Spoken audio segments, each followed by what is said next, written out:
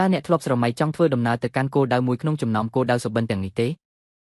និយាយដោយស្មោះត្រង់ទៅប្រសិនបើអ្នកមិនទាន់បានធ្វើវានៅឡើយទេវាប្រហែលជាដោយសារហេតុផលពីរយ៉ាងពេលវេលាលុយកាក់ឬជួនកាលទាំងពីរ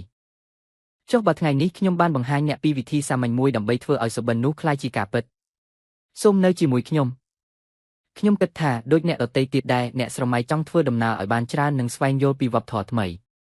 ប្រហែលជាអ្នកធុញទ្រាន់នឹងការកកស្ទះចរាចរណ៍ពេលព្រឹកកង្វះសេរីភាពនិងការខកចិត្តដែលតែងតែត្រូវពន្យាពេលក្តីសុបិនរបស់អ្នក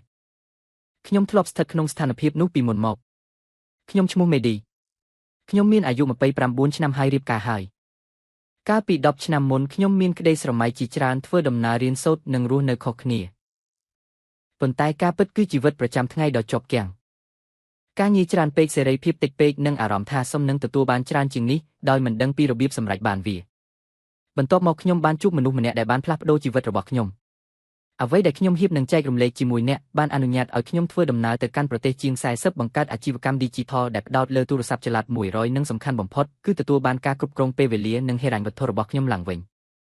ហើយទីមើលថាមានអ្វីកើតឡើងខ្ញុំមិនមែនជាអ្នកជំនាញខាងទេសចរទេហើយខ្ញុំក៏មិនមែនជាផលិតផល Digital ដែរហើយនោះគឺជាសម្រស់នៃគំនិតនេះវាងាយស្រួលសម្រាប់មនុស្សគ្រប់គ្នាយល់ឱកាសដែលមនុស្សម្នាក់បានរកឃើញគឺមកពីក្រុមហ៊ុនមួយដែលបានបង្កើតឡើងក្នុងឆ្នាំ2013គឺ Medable Life ដែលជាក្លឹបទេសចរឯកជនដោយមានបទពិសោធន៍ជាង10ឆ្នាំអតិថិជនជាង500នាក់នៅទូទាំងពិភពលោកប្រាក់ចំណូលប្រចាំឆ្នាំលើសពី100លាននាក់និងសមាជិករាប់ពាន់នាក់សន្សំប្រាក់ជារៀងរាល់ថ្ងៃអរគុណចំពោះក្លឹបទេសចរនេះប៉ុន្តែនោះមិនមែនទាំងអស់ទេក្លឹបនេះបានបង្កើតអ្វីដែលប្លែកវេទិកាធ្វើដំណើរតែមួយគត់របស់ពិភពលោកដែលរួមបញ្ចូលបញ្ញាសិប្បនិម្មិតក្នុងរយៈពេលត្រឹមតែប៉ុន្មានវិនាទីប៉ុណ្ណោះអ្នកអាចរៀបចំដំណើរកម្សាន្តពេញលេញនិងសន្សំប្រាក់រាប់រយអឺរ៉ូក្រុមហ៊ុននេះក៏ជាដៃគូរបស់ក្រុមហ៊ុនធំនៅក្នុងទីផ្សារផងដែររួមមាន Maersk, Costa, Ticketmaster, Agoda, eDreams និង France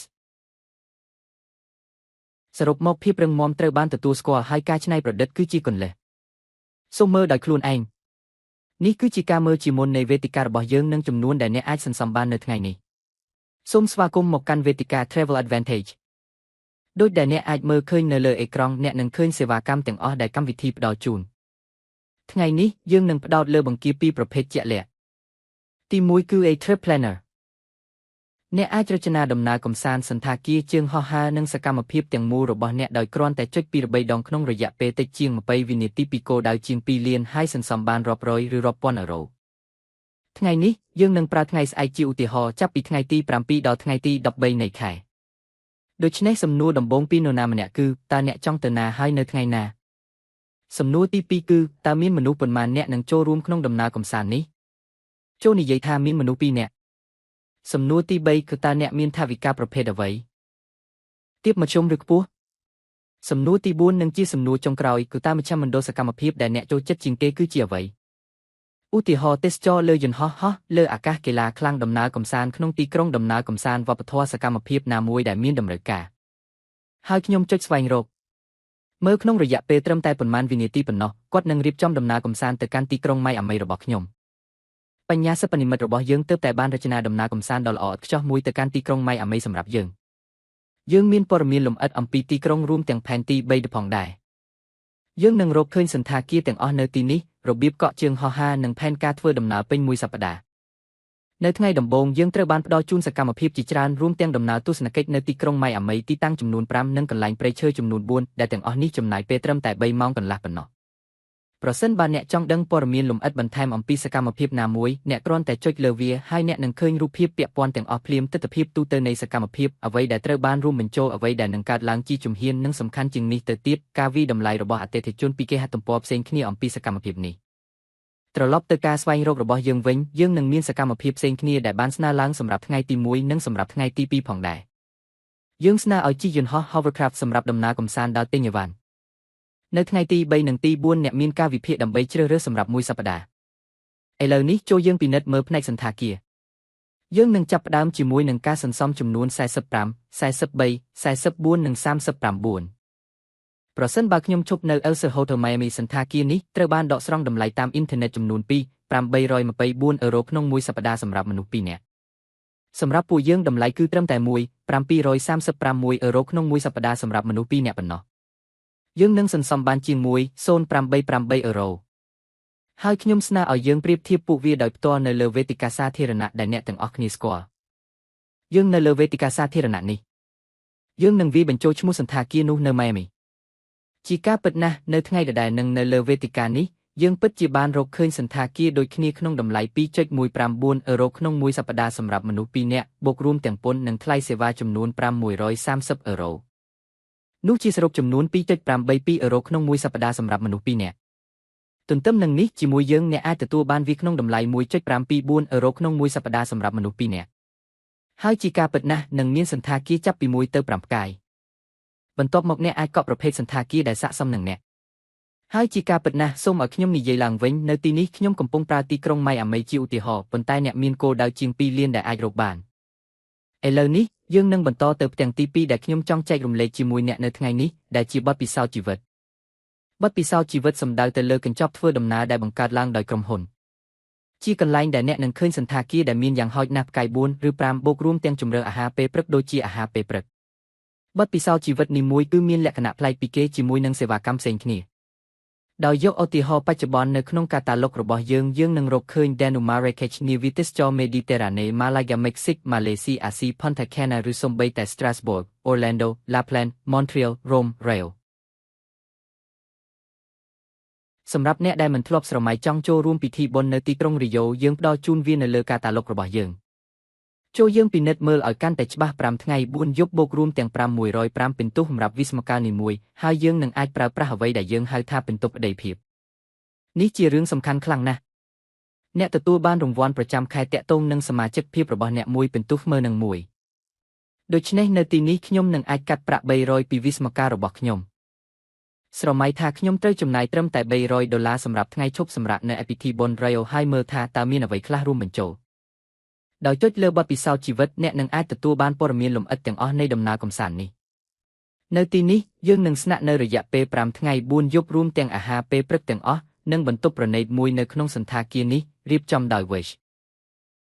ហើយអ្នកនឹងមានព័ត៌មានលម្អិតជាច្រើនទៀតរូបភាពនៃសន្តាគារអ្នកក៏នឹងត្រូវបានផ្ដល់ជូននៅការវិភាគប្រចាំថ្ងៃផងដែរអ្វីទាំងអស់ត្រូវបានពិពណ៌នា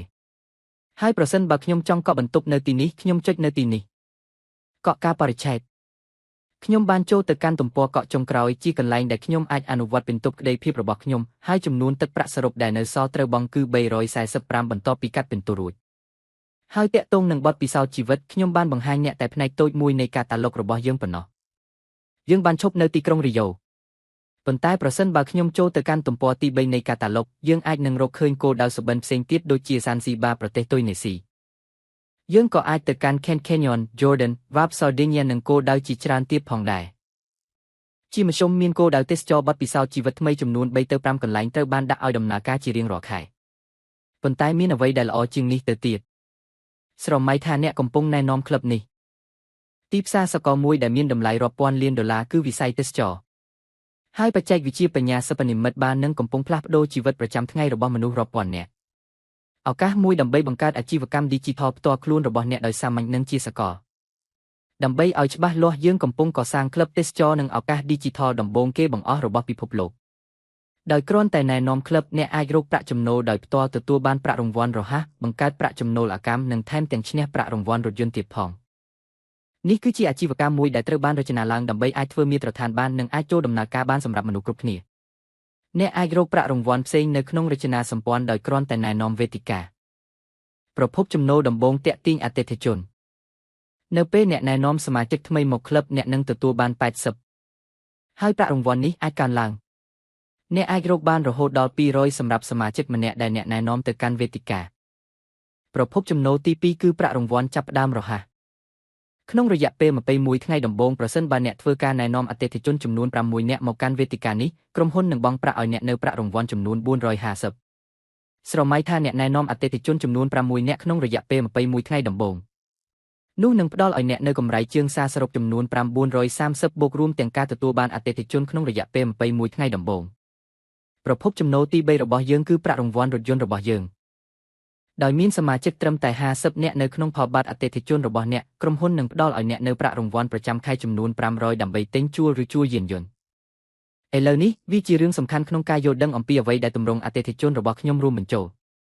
ដូចដែលអ្នកអាចមើលឃើញនៅក្នុងរូបភាពឧបមាថាខ្ញុំផ្ទាល់បានណែនាំវេទិកានេះដល់មនុស្ស3នាក់ហើយមនុស្សទាំង3នាក់នោះក៏បានណែនាំវាដល់មនុស្សមួយចំនួននៅជុំវិញពួកគេដែលពួកគេស្គាល់ដែលចូលចិត្តធ្វើដំណើរឬរកប្រាក់ចំណូលបន្ថែមបញ្ជីអតិថិជនរបស់ខ្ញុំនឹងរួមបញ្ចូលមនុស្សដែលខ្ញុំបានណែនាំទាំងដោយផ្ទាល់និងដោយប្រយោល